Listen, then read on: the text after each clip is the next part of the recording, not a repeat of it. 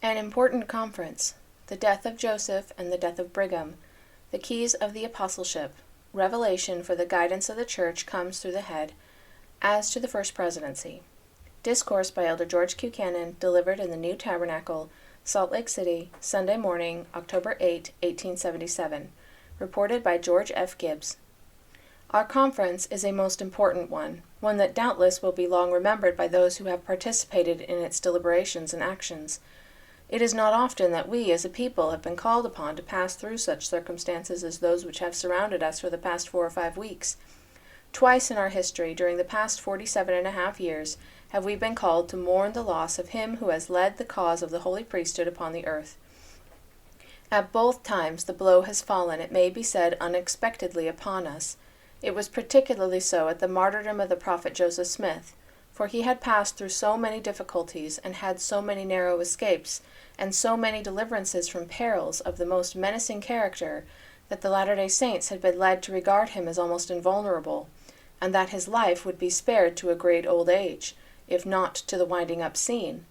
His martyrdom, then, fell as a very unexpected blow upon the people. It was a dreadful shock, for which a great bulk of the Latter-day Saints were unprepared. It is true that many were warned, especially those who were abroad among the nations preaching. They had dreams and manifestations of the Spirit concerning the terrible calamity. But those at home were scarcely prepared.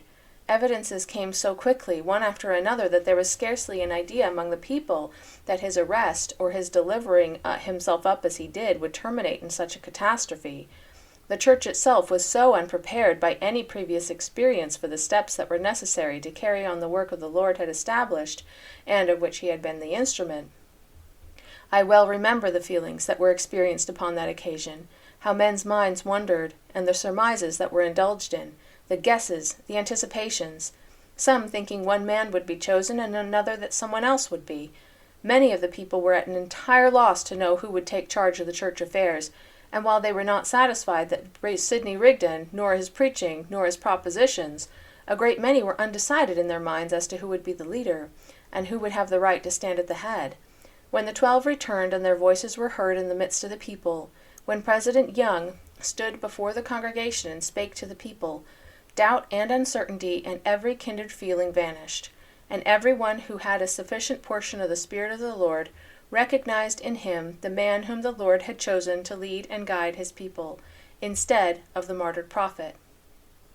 For the first time in the history of the Church, the 12 apostles stepped forward and took the charge of affairs by the authority of the apostleship, and the authority which they had received from the prophet Joseph, and for a little rising of 3 years they led and guided the Church, until the Lord inspired his servant Brigham to organize a first presidency of the Church. This experience has been most valuable to us under our present circumstances. Men have looked back to the past, they have remembered what was done at the period to which I refer, and doubt, uncertainty, and hesitation have not existed to any extent. In fact, have not existed at all in the minds of those of long experience in the Church. The 12 apostles have the authority to lead and guide, to manage and direct the affairs of the Church, being the Quorum standing next to the First Presidency. Naturally, it falls to them to step forward once more and assume the direction and control, to dictate and counsel and to regulate, so far as may be necessary, everything connected with the organization of the people, and the proclamation of the gospel among the nations of the earth. Although the blow has been a heavy one and has fallen unexpectedly upon us, it seemed to me, during the past summer, in watching President Young, in listening to him, in associating with him, that he had obtained a new lease of life. He had not been able to speak for years in public assemblies with the ease to himself that he had done since the last winter. It seemed that he had overcome his weakness, a weakness of the stomach from which he suffered when he spoke to large congregations, and his bodily health appeared to be as perfect as it could be for a man of his age. This being the case, it was a very unexpected thing for him to pass off so suddenly. But in looking back at the circumstances that surrounded him, and that surrounded the Church, and the labors that were so essential for him to perform, we can now understand why it was that he was so greatly strengthened, that he had such vigor not only in speaking but in performing the labors of traveling and visiting the various settlements that he enjoyed. I do not believe myself that President Young could have felt as happy as I know he does feel, had he left the Church in the condition it was in when he commenced his labors last spring. I am convinced that it has added greatly to his satisfaction. It has been a fitting consummation of the labors of his long life that he should be spared to organize the church throughout these valleys in the manner in which it is now organized. It was remarked by Brother Pratt in his discourse that no time since the first organization of the church have the Latter-day Saints been so well organized, everything set in order so completely as we now see them. This is his experience and his testimony, and you know he has been familiar with the church from nearly the first of its organization to the present time.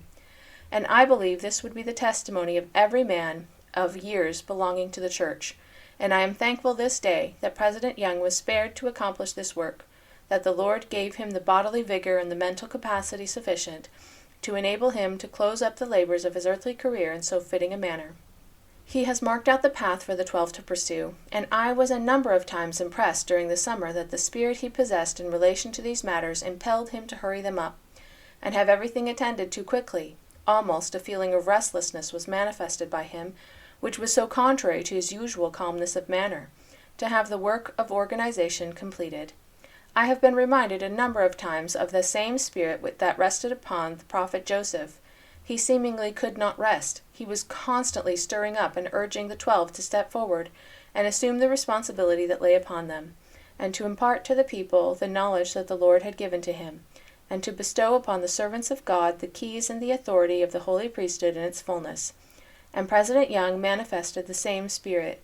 He lived to receive Elder Taylor and the brethren of the 12 who accompanied him after their return from organizing the last of the stakes of Zion, and to confer with them. In a few hours afterward, he took his exit.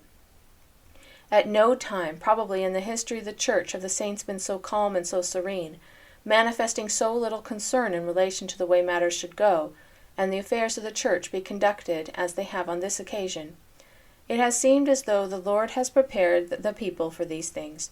He has poured out upon us the spirit of union that has not been enjoyed probably to so great an extent at any time in our history. There are great labors assigned to all of us in every department of the priesthood. If we take up the work and carry it forward in the spirit with which it has been committed to us by him, now that he has gone from our midst, the Lord will continue to be with us, and to bless us as he did him. For he was with him all of his life. He was with him in counseling the people. He was with him in prophesying to the people, and in teaching them, and directing them in their temporal as well as their spiritual labors. And the Lord crowned his life with success, and his labors with blessing. And they who sustained them, and obeyed his counsel, have been prospered in every instance. And when they received the counsel in a proper spirit, and carried it out as it was given to them, they and the church prospered under his presidency and administration, and it has gone forth in power and majesty, and in such a way as to bring conviction to the hearts of thousands of people that there is a power connected with this system called Mormonism, not comprehensible to any who do not view it by the Spirit of God. And I feel that we as a people should take hold of this work, that we as apostles, that we as 70s and as high priests, as elders, as priests, teachers, and deacons, should take hold of this work in earnestness and in zeal, and carry it forward, as our prophet and file leader did during his lifetime, that we should take it up where he laid it down, and carry it on until the end is reached, and the full consummation of all things is accomplished, seeking to have the spirit that animated him, and to follow him as he followed Joseph, as he honored Joseph, as he revered Joseph, as he upheld Joseph, as he maintained Joseph, touching doctrine and counsel, so that it appears to me, if we are animated by the Spirit of God, we will honor him and follow in his footsteps, as he followed Joseph, and as Joseph followed Christ. When we do this, and take hold of this work with the earnestness and zeal which should characterize our actions, the Spirit and power of God will rest upon us, and he will bear us off as he has borne them off who preceded us. He will not desert us, nor leave us in any position where we will be destitute of help. I listened with a great deal of pleasure to that portion of Brother Pratt's discourse which I heard, in relation to the apostleship and the authority of the apostleship, and the right of the priesthood to rule and to govern. There have been a great many ideas afloat in the minds of men concerning this work, and I suppose I have been interrogated, I might say thousands of times, at any rate, I have been interrogated upon this point more than any other, namely, Who will succeed President Young in case he dies? The Latter-day Saints who have had experience in this matter have not had occasion to ask this question, but many inexperienced saints had it in their hearts, wondering what shape affairs would take in case anything were to happen to the President of the Church. Every man who is ordained to the fullness of the apostleship has the power and the authority to lead and guide the people of God, whenever he is called upon to it, and the responsibility rests upon him. But there is a difference, as was explained by Brother Pratt, that arises in some instances from seniority in age, in other instances from seniority in ordination. And while it is the right of all the 12 apostles to receive revelation, and for each one to be a prophet, to be a seer, to be a revelator, and to hold the keys in the fullness, it is only the right of one man at a time to exercise that power in relation to the whole people, and to give revelation and counsel, and direct the affairs of the church, of course always acting in conjunction with his fellow servants. And while we say that the 12 apostles have the right to govern, that the 12 have the authority, that the 12 apostles are the men who preside, when we say this, we do not mean that every one of the 12 is going to give revelation to this great people, that every one of the 12 has the right to counsel and dictate and regulate the affairs of the church, as emergencies may arise, independent of the rest. The church is not governed like Zion's cooperative institution by a board of directors. This is not God's design. It is governed by men who hold the keys of the apostleship, who have the right and authority. Any one of them, should an emergency arise, can act as president of the church, with all the powers, with all the authority, with all the keys, and with every endowment necessary to obtain revelation from God, and to lead and guide this people in the path that leads to the celestial glory. But there is only one man at a time who can hold the keys, who can dictate, who can guide, who can give revelation to the church. The rest must acquiesce to his action. The rest must be governed by his counsels. The rest must receive his doctrines. It was so with Joseph. Others held the apostleship. Oliver received the apostleship at the same time that Joseph did, but Joseph held the keys. Although Oliver held precisely the same authority, there was only one who could exercise it in its fullness and power among the people. So also at Joseph's death, there was only one man who could exercise that authority and hold these keys, and that man was President Brigham Young, the president of the Quorum of the 12, whom God had singled out, who, by extraordinary providence, had been brought to the front, although many were ahead of him according to ordination at one time and another.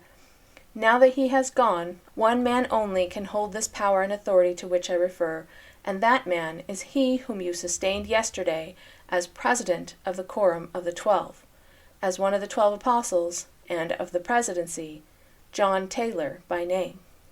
When revelation comes to this people, it is he who has the right to give it. When counsel comes to this people, as a people, it is he who has the right to impart it. And while the 12 are associated with him, one in power, one in authority, they must respect him as their president. They must look to him as the man through whom the voice of God will come to them, and to this entire people. By extraordinary providence he has been brought to the front. Men have wondered at it, why it was so. It is easy of explanation. There was a time when 3 living apostles, 3 apostles who now live, whose names were placed above his in the Quorum of the 12. But when this matter was reflected upon, President Young was moved upon to place him ahead of one, and afterwards ahead of 2 others, until by the unanimous voice of the apostles he was acknowledged that senior apostle, holding the oldest ordination without interruption of any man among the apostles. Not that he sought it, not that he endeavored to obtain it, not that he begged for his place, for it is due to him to say that to this congregation today that no man has been more modest in urging his claim or setting forth his right than he. But President Young was led by the Spirit of God, as we do verily believe, to place him in his right position, and 2 years ago last June in San Pete, he declared in a public congregation that John Taylor stood next to him, and that when he was absent it was his right to preside over the council. We little thought then at that time that there would be a necessity so soon arise when he would be required to exercise that power, that authority and right. Most of the people could very readily imagine that President Young would have outlived President Taylor, but the Lord has ordered otherwise. In relation to ordination, a great many people have imagined that it was necessary to ordain a man to succeed another, that it would impart a particular efficacy to endow him with some additional power. Ordination is always good and acceptable. Blessings and setting apart are always desirable to those who have gone forth to prepare them for God's service. But it is not necessary that an apostle should be ordained to stand at the head of the people. When the exigency arises, he has already got the fullness of authority and the power of it. I was told of a dream that a person had shortly after the death of the prophet. A person dreamed that a certain man had been set apart by the president, and the keys had been given him, and that President Young came and said that he had given to this person the keys. Now that of itself, to a person understanding the principle, would carry its own contradiction with it. The man dreamed of was already an apostle, holding and exercising the keys of the apostleship, and therefore it would not be necessary for President Young to confer again upon him the keys. If every man of the 12 but one were slain, the one remaining would have the right to organize a first presidency of the church, to choose 12 apostles, and to organize the church in its fullness and power, and to preside over it. And his acts would be accepted of the Lord, and binding upon the people. This is the authority of the apostleship. If every apostle anciently had been slain but John the Revelator, as they all were, and there had been faith and men enough left, he would have had the right to ordain other apostles, and set in order the entire church, and carry forward the work as the Lord should dictate it. So in our day, as I have stated, it is not necessary for a man who has received this power and these keys to be ordained and set apart to act. He can act in any position. President Young, when he chose Brother George A. Smith to be his first counselor in the place of Heber C. Kimball, did not lay his hands upon his head to confer upon him any additional power or authority for the position, because Brother George A. held the apostleship in its fullness, and by virtue of that priesthood he could act in that or in any other position in the church. He chose other assistant counselors. He did not set them apart. There was no necessity for it, as they already held the apostleship, and if he had, he could only have blessed them. He could not bestow upon them any more than they already had, because they had all that he himself had. That is when he chose them from the same quorum. He did choose several of his assistant counselors from the quorum of the 12. He did not put his hands upon them to set them apart, nor to give them the authority and power to act as his counselors. They already held it. It is well for the Latter-day Saints to understand the principles of the holy priesthood and the power thereof, that it might be known by you where the authority rests, who has the right to teach and guide and counsel in the affairs of the kingdom of God. The Lord has revealed it in plainness, so that a wayfaring man, though a fool, need not err therein. Was it necessary that Elder Taylor should be set apart to preside over this people? Was it necessary that the 12 apostles should be set apart to preside over this people? No, it was not, for they already possessed the power, authority, and ordination.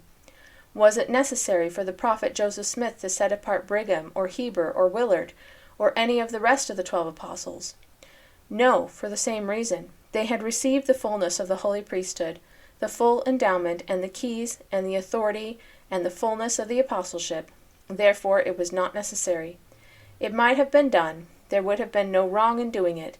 There would be no impropriety in blessing a man. There would be no impropriety in a man like Joseph or Brigham, favored of God with the power to move the heavens and to bring down blessings upon the children of men. I say, there would be no impropriety in such men laying their hands upon any man and blessing him. The Lord would bless him, if he were thus blessed. But I am now speaking of the authority and power of the holy priesthood. The blessing of such men, or by such men, would not bestow upon him any additional authority or any more keys, presuming he had already received the fullness of the apostleship. Some may feel that the Lord should raise up a man by special manifestations of power to preside over his church, they having an expectation of that kind. Whenever the Lord does, it will be because of there being a necessity for it, and whenever there is a necessity for it, it will not be made plain through one of the 12 aside from the president.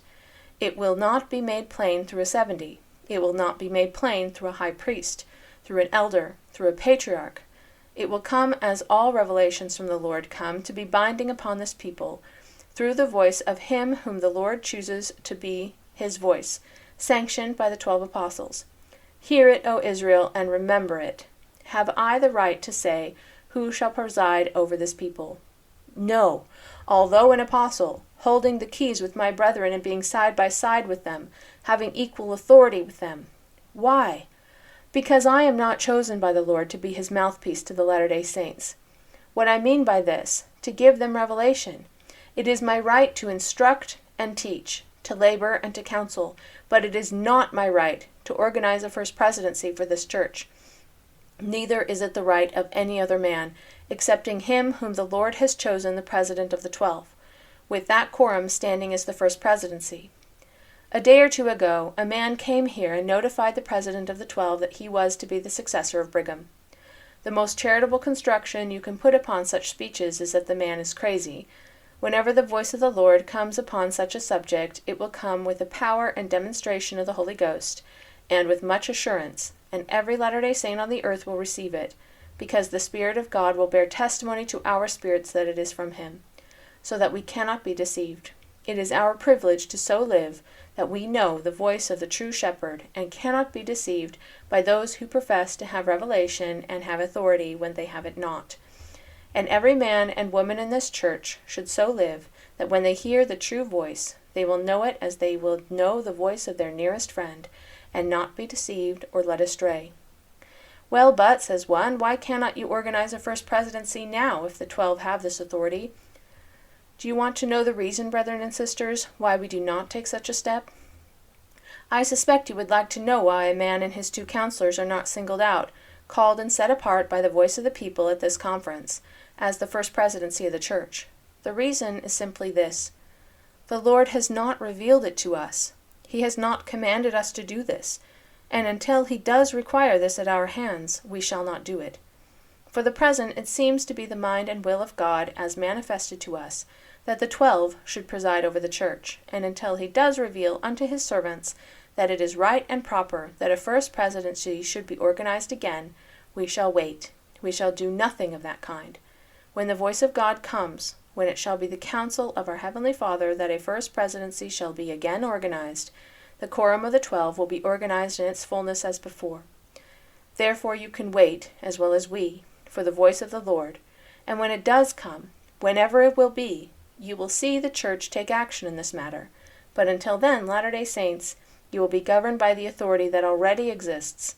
If 3 men have the right to govern, certainly 12 men, all possessing the same keys, have that right and that authority.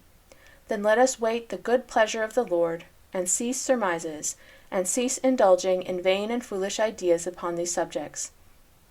I pray God to bless you, and pour out his Spirit upon us all. In the name of Jesus, Amen.